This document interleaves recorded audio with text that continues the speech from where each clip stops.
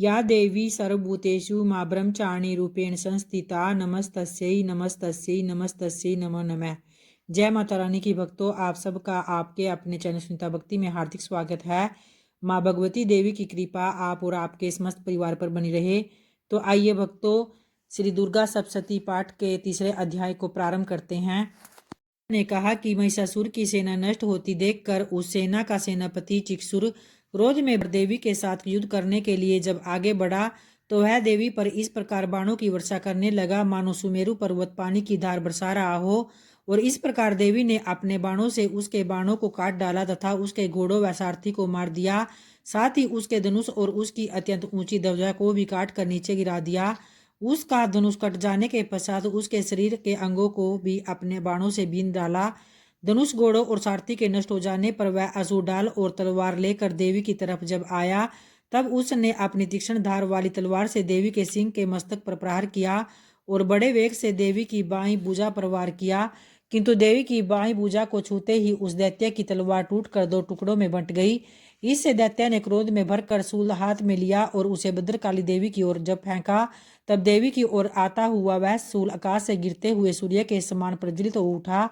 और उस शूल को अपनी ओर आते हुए देखकर देवी ने शूल छोड़ा और महाअसुर के शूल के 100 टुकड़े कर दिए और साथ ही महाअसुर के प्राण भी हर लिए। चिक्षुर के मरने पर देवताओं को दुख देने वाला चामर नामक दैत्य हाथी पर सवार होकर जब देवी से लड़ने के लिए वहां आया और उसने आने के साथ ही शक्ति से प्रहार किया, किंतु देवी ने अपनी हुंकार से ही उसे तोड़कर पृथ्वी पर डाल दिया। शक्ति को टूटा हुआ देखकर दैत्य ने क्रोध से लाल होकर शूल को चलाया, किंतु देवी ने उसको भी काट दिया। इतने में देवी का सिंह उछल कर हाथी के मस्तक पर सवार हो गया और दैत्य के साथ बहुत ही तीव्र युद्ध करने लगा। फिर वह दोनों लड़ते हुए हाथी पर से पृथ्वी पर आ गिरे और दोनों बड़े क्रोध से लड़ने लगे। फिर सिंह बड़े जोर से आकाश की ओर उछला और जब पृथ्वी की ओर आया तो उसे अपने पंजे से चामर का सिर धड़ से अलग कर दिया। क्रोध में भरी हुई देवी ने शिला और वृक्ष आदि की चोटों से उदर को भी मार दिया। कराल को दांतों, मुक्कों और थप्पड़ों से चूर चूर कर डाला। क्रुद्ध हुई देवी ने गदा के प्रहार से उद्यत दैत्य को मार गिराया। फिर बिंदीपाल से वास्कल को बाणों से ताम्र तथा अंधक को मौत के घाट उतार दिया। इस तरह से तीनों नेत्रों वाली परमेश्वरी ने त्रिशूल से उग्रास्या, उग्रवीर्या और महाहनु नामक राक्षसों को मार गिराया। और फिर उसने अपनी तलवार से विडाल नामक दैत्य का सिर भी काट डाला तथा अपने बाणों से दुर्धर और दुर्मुख राक्षसों को यमलोक भी पहुंचा दिया। तो इस प्रकार से जब महिषासुर ने देखा कि देवी ने मेरी सेना को नष्ट कर दिया है तो वह भैंसे का रूप धारण कर देवी के गणों को दुख देने लगा। और उन गणों में कितने को उसने मुख के प्रहार से, कितनों को खुरों से और कितनों को पूंछ से, कितनों को सींगों से, बहुतों को दौड़ने के वेग से, अनेकों को सीनाद से, कितनों को चक्कर देकर और कितनों को श्वास वायु के झोंकों से पृथ्वी पर गिरा दिया।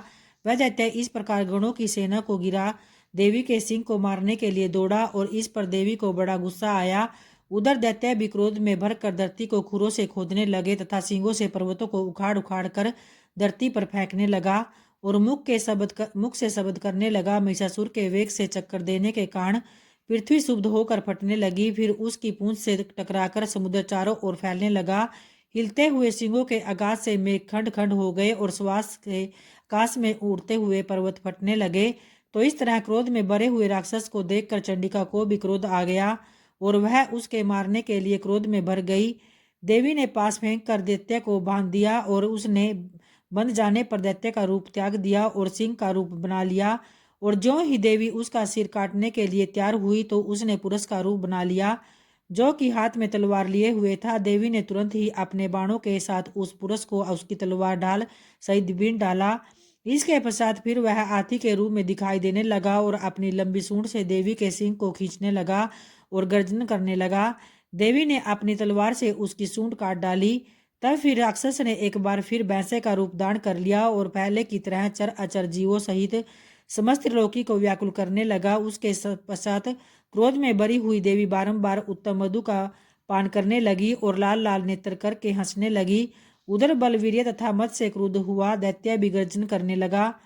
अपने सिंगों से देवी पर पर्वतों को फेंकने लगा और देवी अपने बाणों से उसके फेंके हुए पर्वत को चूर करती हुई बोली, ओ मूढ़, जब तक मैं मधुपान कर रही हूँ तब तक तू गर्ज ले और इसके पश्चात ही मेरे हाथों से तेरी मृत्यु हो जाने पर देवता गरजेंगे। और फिर उसके बाद महर्षि मेधा कहते हैं, यो कहकर देवी उछल कर उस दैत्य पर जा चढ़ी और उसको अपने पैर से दबाकर सूल से उसके गले पर आघात किया। देवी के पैर से दबने पर भी दैत्य अपने दूसरे रूप में अपने मुख से बाहर होने लगा। अभी वह आधा ही बाहर निकला था कि देवी ने अपने प्रभाव से उसे रोक दिया। जब वह आधा निकला हुआ ही दैत्य युद्ध करने लगा तो देवी ने अपनी तलवार से उसका सिर काट दिया। इसके पश्चात सारी राक्षस सेना हाहाकार करती हुई वहां से भाग खड़ी हुई और सब देवता अत्यंत प्रसन्न हुए तथा महर्षियों सहित देवी की स्तुति करने लगे।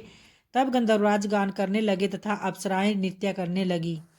तो इस तरह से भक्तों श्री दुर्गा सप्तशती पाठ तीसरा अध्याय यही संपन्न होता है और अगले अध्याय को कल की वीडियो में जानेंगे। तो आइए अब माँ दुर्गा का ध्यान करते हुए उनकी आरती को प्रारंभ करते हैं।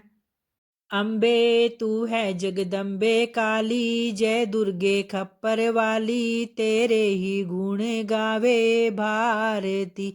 ओ मैया हम सब उतारे तेरी आरती, तेरे भक्त जनों पर माता भीड़ पड़ी है बारी, दानव दल पर टूट पड़ो माँ करके सिंह सवारी। सो सिंगों से बलशाली, अष्टभुजाओं वाली, दुष्टों को तू ही ललकारती। ओ मैया हम सब उतारे तेरी आरती, माँ बेटे का है इस जग में बड़ा ही निर्मल नाता, पूत कपूत सुने हैं पर ना माता सुनी कुमाता, सब पे करुणा दर्शाने वाली, अमृत बरसाने वाली, दुखियों के दुखड़े निवारती।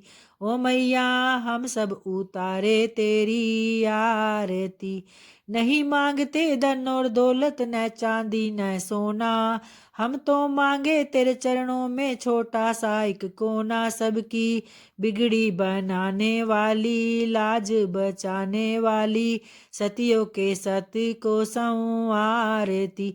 ओ मैया हम सब उतारे तेरी आरती, चरण शरण में खड़े तुम्हारी ले पूजा की थाली, वरद हस्त सर पर रख दो माँ संकट हरने वाली, माँ भर दो भक्ति रस प्याली, अष्टभुजाओं वाली, भक्तों के कारज तू ही सारती। ओ मैया हम सब उतारे तेरी आरती, अम्बे तू है जगदम्बे काली, जय दुर्गे खप्पर वाली, तेरे ही गुण गावे भारती। ओ मैया हम सब उतारे तेरी आरती, ओ मैया हम सब उतारे तेरी आरती। जय माता रानी की।